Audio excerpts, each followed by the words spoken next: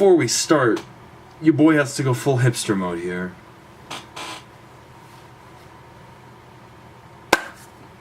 Let's talk number 3, baby. Number 3 on my top 10 albums of the year is an album that I do not think many people have given a chance and or listened to and or know about, but this thing is phenomenal. I am absolutely excited, to say the least. Let's just get into it. But before I get into it, I want to say fuck Pitchfork for their stupid review of this album, which is completely bullshit in my opinion. What album am I talking about? It is none other than Tom Misch's Geography. Now, if you do not know who Tom Misch is, well, I won't blame you. I won't blame you. This guy, he's not very big, not very well known. His last project, I think it was called Beat Tape 2. His last EP that I first listened to and actually knew about this guy is called, okay, I gotta stop spinning. Reverie. Boop. EP. Few tracks in it, has some really cool, unique approaches to what I would consider as a jazzy hip-hop alternate fusion. This project mostly sticks as an alternative with a few bars in it, but mostly for the catchiness. Let's talk about Geography, which is honestly a stunning piece of music. This thing is beautiful. It starts off with this awesome, it's not even that important. It's got a nice little clip, monologue, whatever you want to call it, and it has this awesome intro instrumental that just kicks us off into this whole project. What do I have to say about this project in particular?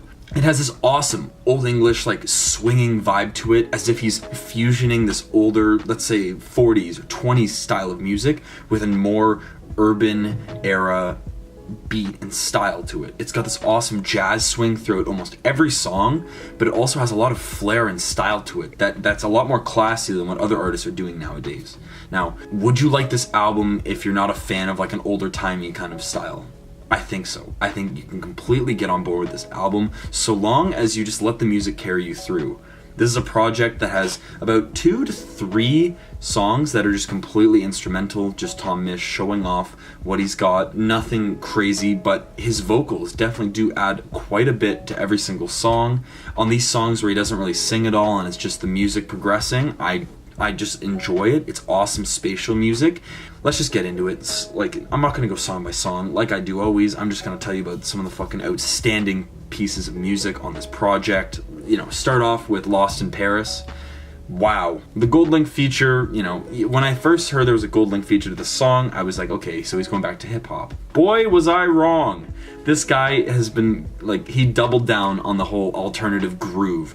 This thing has so much just going on. The energy in it is amazing. You know, Gold Link's point on this song is actually kind of a low, like, a bit of a refrain. You know, it kind of builds us up back into this amazing, catchy chorus. Tom Misch's vocals are on point. You can tell he's progressed since his last projects. It is just a pretty project. One of my favorites, South of the River, has this awesome string just, I want to go south of the river. Oh my god, I love this project. This thing is so much fun. South of the River is just such an encapsulating performance by him. Like, it really does just kind of paint this whole album, like, for me. This thing is impeccable. This project, this song in general, in specific. This song in specific just gives me so much energy. It has so much just going on into it. I love how it's just so old-fashioned but new. Like, I really love the way he's spinning his theme on this. Like, you know, you could have taken those strings and made a nice little waltzy, like, you know, jazzy, soulful performance. He takes the best part of hip-hop, which, you know, still opinion-based, is, you know, the percussion, you know, the beats, you know, the swing, the groove that you can get from hip-hop, and just fusions it with this already just instrumental fun. It's really hard to put into words what he does on this project, and that is exactly why this thing is number 3 on my list. This thing is insane. I gotta stop saying that it's awesome and insane and just keep telling you why it is. So, move on. We get the first slow track of the entire set, which is Movie, and oh my god. Oh, another thing about this is he's got some amazing chords going on in here. Like, the stringed instruments he is using, a plethora which I think is a lot, or an abundant amount. That doesn't matter. He uses a plethora of stringed instruments and just pulls out the most potential from every one. Sure, he could have used a violin for like movie, but one of the most important things about this album to take into account is that Tom is really just pulling every single aspect of this era, like this old English style music, you know, this urban, suburban kind of waltz, this jazz. And I've used these words before, but he really does tone into these specific details and really pulls them through, like not wasting a single piece of opportunity. And that is amazing about this project. The song Movie, as I already started and didn't really finish talking about, has this awesome just bassline riff that just goes through it, and it just pulls on my heartstrings. I'm getting a little too excited for this project. Let's tone it down a bit, because, you know, Movie is one of the first songs on this project that really does slow us down, lets us into this nice groove. His vocals, as I said, were on point, but in this, the way he layers his voice with, you know, the duet artist in favor is amazing. I love what he's doing here. I absolutely adore it. Like, there are no negatives so far in this project. Next song, Tock. Tock is one of those slower instrumental songs I was saying before, but it definitely does progress into something beautiful. It's kind of like watching a flower grow in like a time lapse. You don't have to sit there for 30 days and stare at it to see it happen. You get to see a nice little compressed 2-minute video of a flower budding, blooming, and blossoming, whatever. Awesome analogy, Parker. Everyone wanted to hear that one. It really is just a pretty little song. I can't really say much more. Like, I'm sure people are more interested in the songs where Tom Misch has his vocals on it, because those are going to be the more full-fledged songs. Still, the instrumentals have just this awesome ability to paint pictures, and it is just beautiful. The percussion on It Runs Through Me is definitely impeccable. Like, it just so consistent, so beautiful, the way it just progresses into the song. It doesn't really leave us in this song, but it definitely does carry quite a bit of weight for a percussion on an alternative song.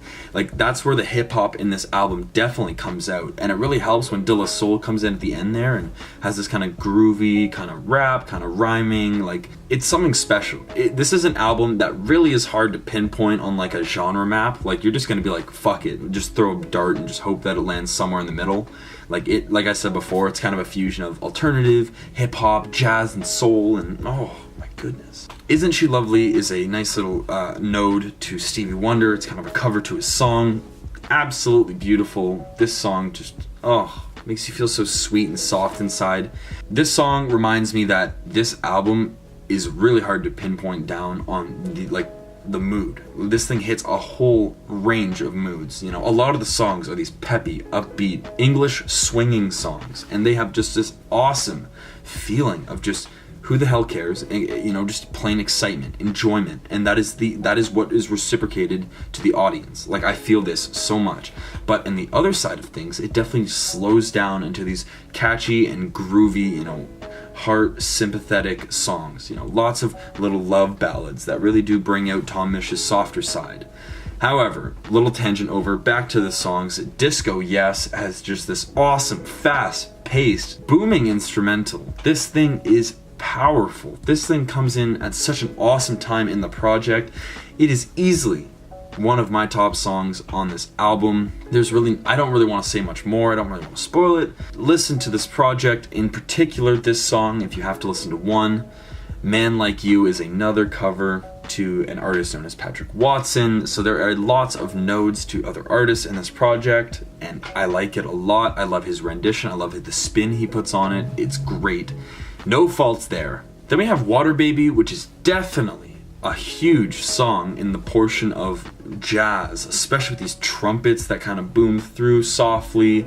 It's a lot more of a slower point on the album. It's mostly just melody, you know, you're just gonna listen to it. It's very wavy, in fact, and that's like a type of music that I did not think was gonna show up on this album. Great song nonetheless, probably one of the lower points on this project, but still in the top percentile of songs I've heard all year. This project really doesn't spare any assets. Then we have You're on My Mind, which is this sad little awesome ballad, but it really is a slow-tempoed, groovy little sad piece of music. It's such a beautiful range. There's really not much to say about these last 3 tracks that I haven't already said about the last 8 or 9.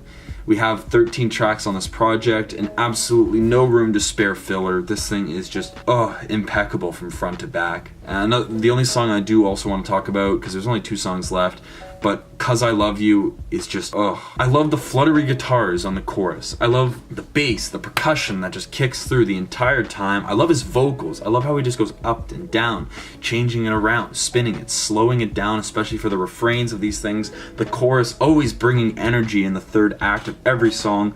This thing plays like a movie, and wow. I'm almost out of breath. I could talk about this thing for so long. Like, I haven't even realized how long I've been recording for, but I have been talking for quite a bit of time, at least 18 minutes. This thing's gonna have to be cut down to quite a bit. I wanna wrap this, review up, because I'm sure a lot of people don't really care about, how I feel if they haven't heard of this before. I really don't want to put and enforce my opinion on people, but I really do think this is a project that is worthwhile to listen to, especially in this day and age where we usually get a little bit of staleness around this time of year. Just to see that in 2018 we're still getting projects that are so innovative and amazing, like that just have such an awesome spin to it, and like they pull it off perfectly.